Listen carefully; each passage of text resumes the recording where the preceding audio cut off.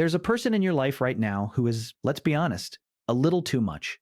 Maybe they talk too loud, maybe they brag constantly, maybe they just walked into the room and started telling everyone how to do their jobs. You smiled, you said nothing, but the second they left, you turned to the nearest human and said, "Can you believe this guy? Congratulations, you just performed a behavior that is older than farming, older than the wheel, older than written language." Because how ancient humans dealt with annoying people is almost exactly how you deal with them. And the system they invented 50,000 years ago is the same one you ran this week. You just have better lighting. So here's the question that's going to bug you for the next 5 minutes. If early humans had no police, no managers, no HR department, and no group chat to vent in, what on earth did they do with the one guy who would not stop being insufferable? Because every group had one. They always do. And the answer is so familiar, it's almost embarrassing. Let's go back. Picture a band of 30 or so people, somewhere on the African savannah, roughly 50,000 years ago. Everyone knows everyone. You sleep near them, you eat what they catch. Your survival is wired directly into theirs. Now drop one loud, bossy, arrogant guy into that group. A guy who wants the best meat, wants to tell everyone what to do, and generally acts like he's in charge. In a chimpanzee troop, that guy wins. He becomes the alpha. But humans did something chimps don't do. The anthropologist Christopher Baum spent decades studying this and gave it a beautifully nerdy name, the reverse dominance hierarchy. Translation: the little guys gang up. Instead of one bully dominating everyone, everyone quietly teams up to dominate the bully. You think you've never seen this? You have. It's called the group chat that does not include your boss.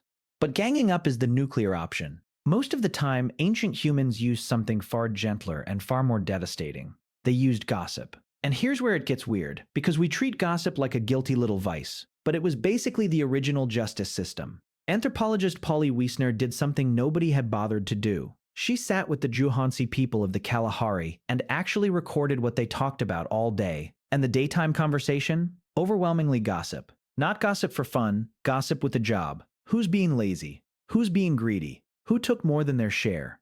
Who's getting too big for their loincloth? This constant low-level chatter was how the whole group stayed in line without a single rule written down anywhere. If you started acting up, you didn't get a warning letter. You got talked about.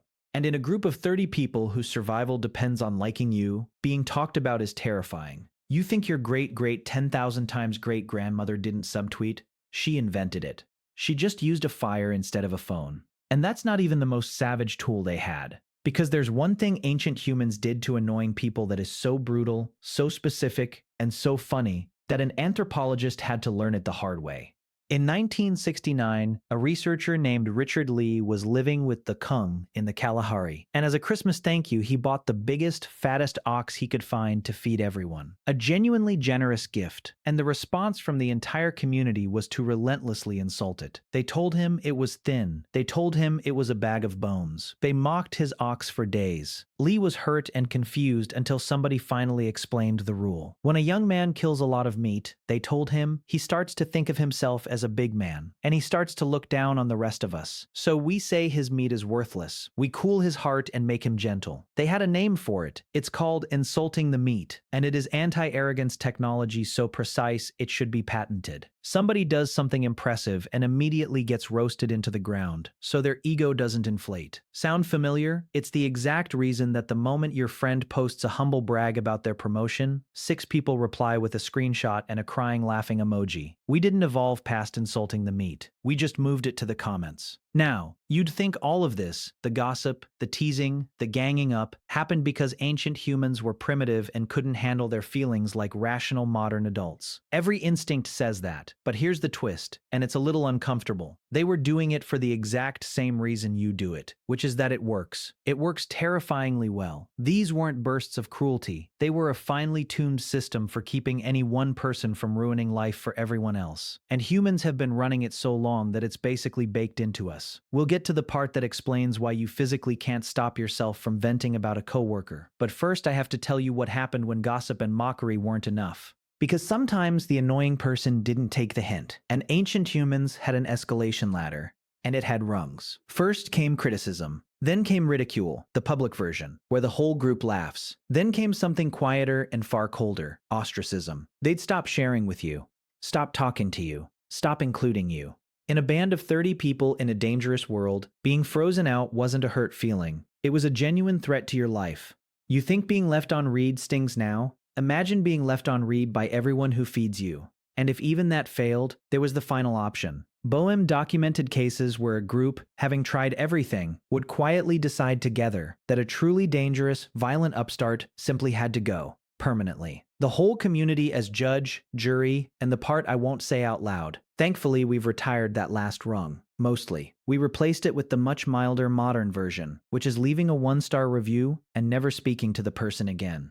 And there was one more move, the simplest of all, and it's the one you've probably used yourself. If you genuinely could not stand someone, you didn't have to confront them at all. You just left. Hunter-gatherer bands split and reformed constantly, and anthropologists have a wonderfully dry term for this: voting with your feet. Don't like the people at this waterhole? Pack up. Join the cousins over the hill. No drama, no breakup text, no notice period. You just walked away, which is exactly what you're doing when you move apartments to escape a roommate, or quietly quit a job because of one specific human, or change tables at a wedding. You're not being petty. You're being 50,000 years old.